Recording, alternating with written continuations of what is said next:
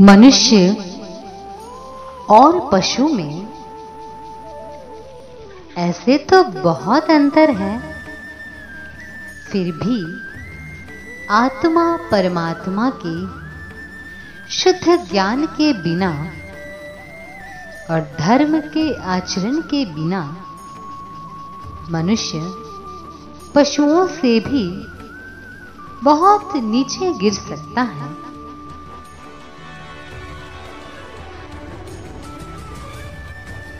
विद्वानों ने कहा है कि आहार, निद्रा, भय और मैथुन यानी ये चारों ही क्रिया मनुष्य और पशुओं में होती है। खाना, पीना, सोना, अपने से अधिक बलवान से डरना और संतान उत्पत्ति करना, यह चार क्रियाएं मनुष्य और पशु में एक समान है। केवल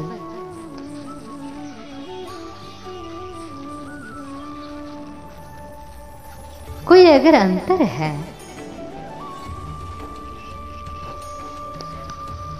तो वह केवल और केवल धर्म ही है। धर्म ही एक ऐसी विशेषता है जो मनुष्यों में और पशुओं में भिन्नता सिद्ध करती है। धर्म के विषय में मनुष्य जान सकता है और उसका आचरण भी कर सकता है, परंतु पशु कुछ विशेष नहीं जानता और ना ही कोई विशेष आचरण कर सकता है।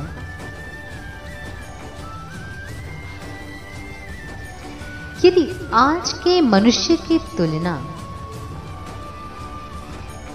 वर्तमान के कुछ मनुष्यों की तुलना अगर पशुओं के साथ करे तो आज का मनुष्य तो पशुओं से भी बहुत नीचे जा चुका है।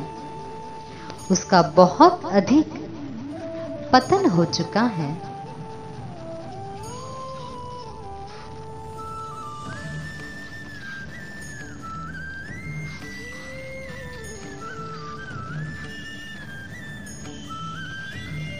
न तो मनुष्यों में संयम रहा है और ना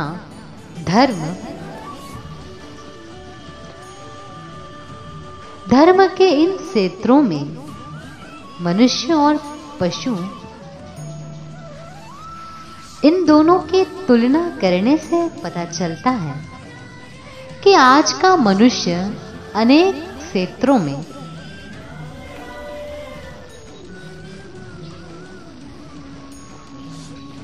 आज के मनुष्यों से बहुत आगे है और मनुष्य पशुओं से बहुत पीछे रह गया है। न तो आज मनुष्यों को कोई खाने पीने का नियम है और न ही संयम है। जो मनुष्य का भोजन नहीं है उसे भी मनुष्य खाता है,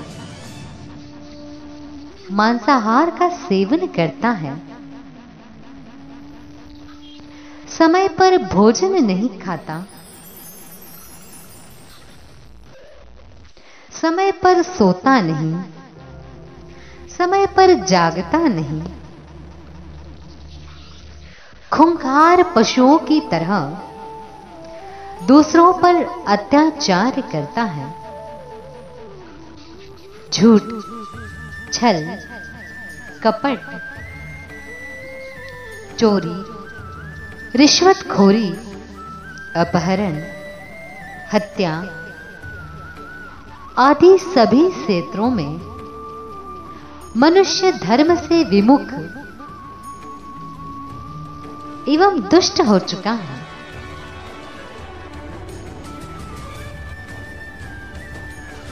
जबकि पशु बड़े संयम से रहते हैं,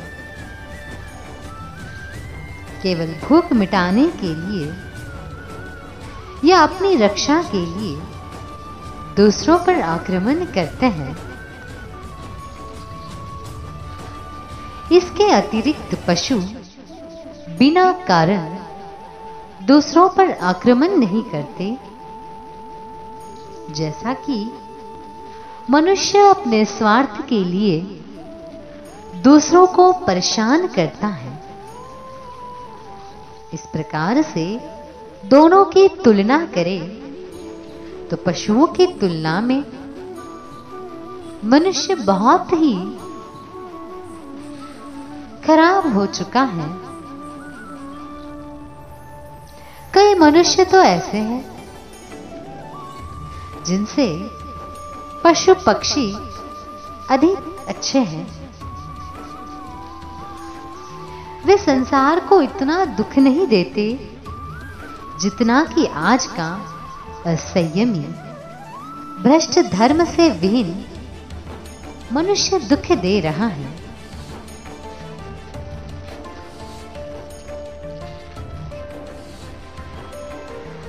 किसी को मनुष्य कहने से पहले अनेक बार सोचना चाहिए।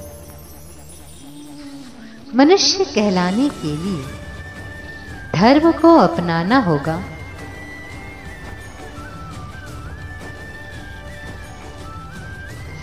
धर्म को जानना होगा,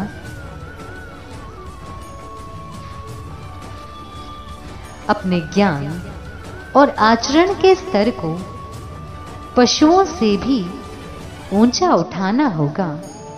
तभी वास्तव में मनुष्य कहलाएंगे।